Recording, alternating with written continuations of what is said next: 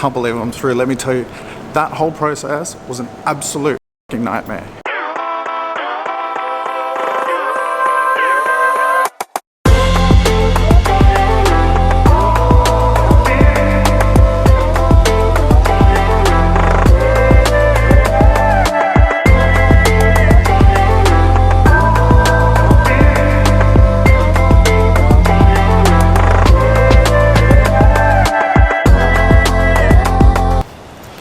Alright, so I can't even believe I'm saying this right now, but I'm at Sydney International Airport. Today I'm going to be heading to Bangkok, to Thailand.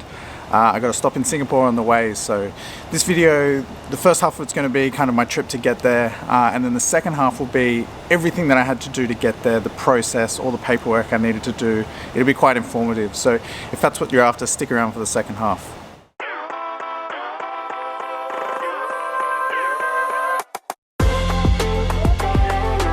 So Australia's had a travel ban basically since COVID started. I'm fortunate enough I was able to get an exemption and I'm able to leave. So going to be moving to Thailand to live. I'm not going there for a holiday. I'll be living there permanently. So I do need to quarantine for 14 days when I arrive, but I'm happy just to be able to leave at this point. So I'm in the food court now, or one of the food courts, and there isn't a single person in here. It's amazing. You can see behind me, there is no one. This place is usually bustling. Nothing is open. I was hoping to find something I'd like to eat before I fly, but we'll see how we go there.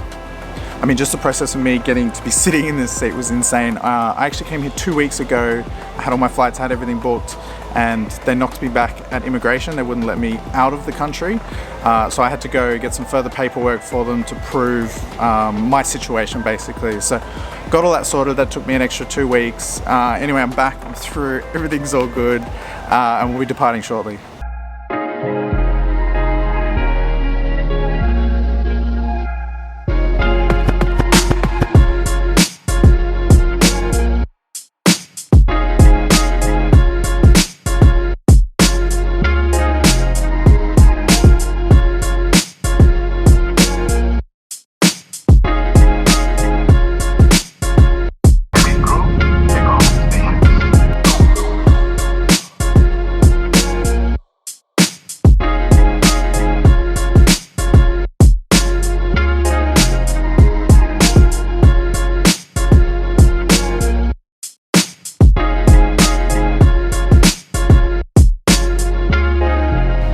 So I've just arrived here at Singapore Airport. I got a 1 hour stop and then onto the next flight to Bangkok.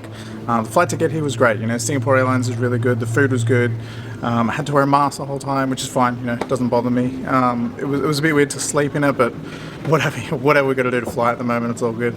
So all that I've done here, just had a few temperature checks as I came in. The airport's empty, basically. There's hardly anyone here. Everything's closed, which isn't surprising, really.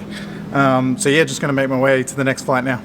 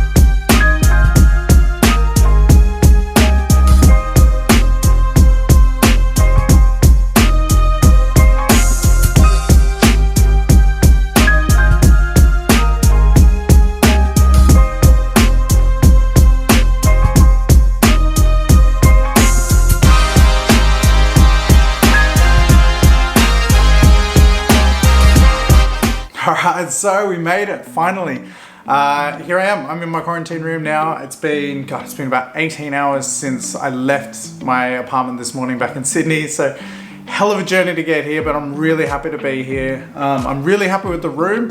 I'll give some information about that soon on where I booked it from and what to look for when booking. But no, really happy with this choice here. So look, the process of getting here, when I got off the plane, it was quite like normal at first. And then as you're coming through the airport, look, there's people in hazmat suits everywhere. You could see they were taking it very, very seriously, which is good. And so we came along the escalators, and basically there were these chairs everywhere, and you sat down in a chair and someone came up and they just basically verified all the paperwork. So there was a lot of paperwork required to getting into Thailand, and I'll go through all that in a minute and explain exactly what you need. So we came up to the chairs and sat down, and someone went through and just checked that we had all the right forms, and then we're off to the next little station and we sit down at some more chairs, and another person came out and they verified all the papers. At the time I thought people were just checking and wasn't exactly sure what people were doing, but then I've come to realize, because there's so many different elements of the paperwork that you needed, I guess each station there was one person checking each. So like one person will be checking you had the right quarantine papers, one person will be checking you had the right health insurance and that you had the right everything that you needed. So look, the process was really smooth, they were very organized, and it was quite reassuring, you know, the safety measures they took. You had to sanitize everywhere. Like I said, there was people in hazmat suits, so it made that process feel really safe, which is quite good. So immigration was the final stage, and by then, you know, people had been checking all your paperwork and it had all been filed into a particular order. And then when I got to immigration, I just handed them the pile and they just quickly glance through everything, stamp your passport, and off you go. So after that, I just grabbed my bag as usual, and then you walk out through a little exit, and there was someone there waiting to pick me up to take you to the quarantine hotel. So the man picks me up, he was, again, he was all sort of hazmat suit, and he took me to his car, and basically it was just a little car, just a regular car, and he drove me to the quarantine hotel. The car had been set up for it, you know, the whole back section of the car was sealed off from the front section. He was, you know, well protected. He asked me to sanitize as soon as I got in the car and everything. And then we were off, and it was about a 15-minute drive to get to this hotel. So this hotel is called Silver Palm. I'm really happy with it. It's got a balcony. I specifically booked a room with a balcony. I booked this off a website called THAIest. I'll link that in the description. If you're coming to Thailand, I do recommend this place. It looks really good. It looks like the photos, which is the most relieving part, because as you know, booking hotels, you never know exactly what you're gonna get. And then I've read sort of horror stories online of people booking hotels that had a balcony and then the balcony wouldn't open, or, you know, not every single room had a balcony or something like that. So really happy with the choice I made here. So I'll quickly go through the paperwork that I had to do to get here. I definitely recommend putting it into a folder if you're doing that. The paperwork part was extensive, and I'll give you an idea of the time frames it took for each thing to arrive, because that's the thing. I started planning this trip back, I want to say early February, or sorry, mid-February. I started planning this trip and just like gathering all the paperwork needed, and it took me until now to be able to come. Alright, so the first thing you'll need is obviously your birth certificate. I was living overseas before and flew back at the start of the pandemic and didn't bring my birth certificate with me. Didn't think I would need it. Turns out I did. So I needed to get a new birth certificate. So that took about 3 to 4 weeks for that to come. Then I needed to do a police check. So the police check is quite a standard thing you do for visas going anywhere overseas. I was told it would take anywhere between 2 days and 6 weeks. And of course mine took exactly 6 weeks. I'd called a couple of times, you know, to find out what was happening. They said, because I have a common name and because of COVID, blah, blah, blah, blah, blah. Anyway, that was really slow. It was probably the slowest part of the whole process. The next thing I needed to provide is a bank statement. So Thai immigration, they want to see a bank statement to make sure you have enough money to live off while you're here. Regardless of whether you're going to be working or not, this is something they always require. Basically to just show that you've got enough money to survive, and should you need to leave, that you can do that. So the next thing I had to do was a medical certificate. The medical certificate was quite random. I had to get just like a general checkup and things like that. But the things they tested me for, or they wanted to test me for, were quite weird. So I needed to prove that I didn't have leprosy, tuberculosis, elephantitis, a drug addiction, or third step of syphilis. So all quite random things to have. I got a drug test and everything so that they could, cross that one off. The rest of them are very uncommon, so I had no troubles with that. It was just a random thing to do. You have to do that, I think, within 2 to 3 months of flying, but that's an easy thing to do. It's just, go get a blood test basically, and that took sort of a week, I think, was the process for that. The next thing I needed was an Airbnb booking for after the quarantine finishes. So I've got 14 days in a hotel quarantine, and then you need to show that you got somewhere to stay for after that. I originally wanted to book just like for a week or something while I looked for my own place, but they wanted a month. So I booked a month in an Airbnb. You can do a month in a hotel. The next thing is quite tricky. It's health insurance that's required for entering Thailand. It needs to be with an insurance company that's approved by Thailand, and it also needs to have a coverage for COVID health related issues for up to $100,000 US. So I went through a group called Tune Insurance that was just recommended to me from asking around on Facebook and on forums and stuff like that. I'll leave a link for them below.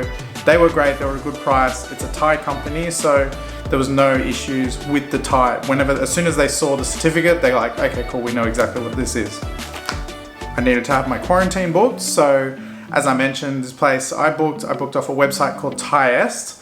I got the information from a place called THAIest. So I strongly recommend this website. It's got a great breakdown. You can do, because I just wanted something cheap. I didn't want anything fancy. I didn't care. I'm stuck here for 2 weeks. It doesn't need to be anything flash, but I chose this place. You can do different filters. So I filtered by a place that has a balcony.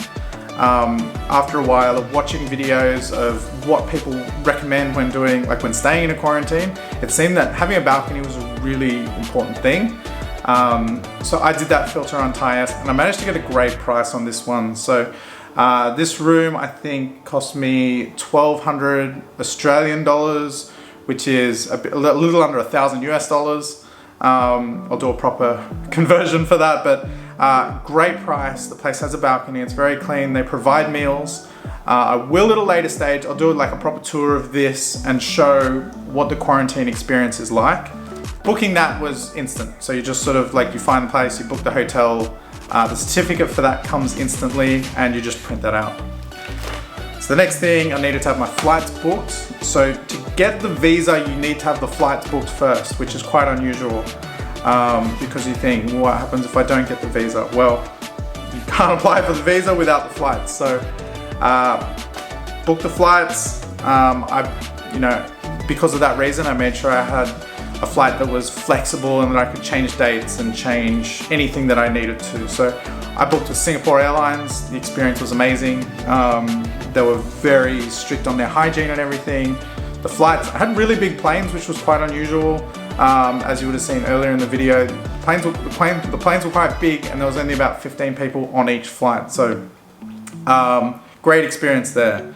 The next thing I needed to do, I had to have a negative COVID test within 72 hours of flying. That's quite easy. I didn't realize though that you had to pay for them. I thought you could just go to any of the COVID testing facilities and get the results straight away, but you actually need to book it in to get the certificate. But they're really good. The turnaround time was actually the same day I was given the certificate. Then the last step I needed to do was have a certificate of entry. So you apply for that on the Thai, the Thai consulate page. So that takes around a week for that to come through. So you get pre-approved quite quickly, and then you'll need to submit more paperwork for it, such as your flight. You need to have the flight booked for that. So you submit the flight, you submit your quarantine information and everything that you need. They want to see that you have your health check and your health insurance and everything as well. So you need to submit all that to get a certificate of entry, which will let you into Thailand as well. The whole thing was a nightmare, but anyway, all sorted, got through, and I'm here, so very happy to be here. Thanks for watching. I hope you enjoyed. I hope it was informative for, if you're planning to come to Thailand or anything like that. So if you're new to this channel, please subscribe. I'm going to be doing a lot of videos while I'm here. So yeah, thanks for stopping by.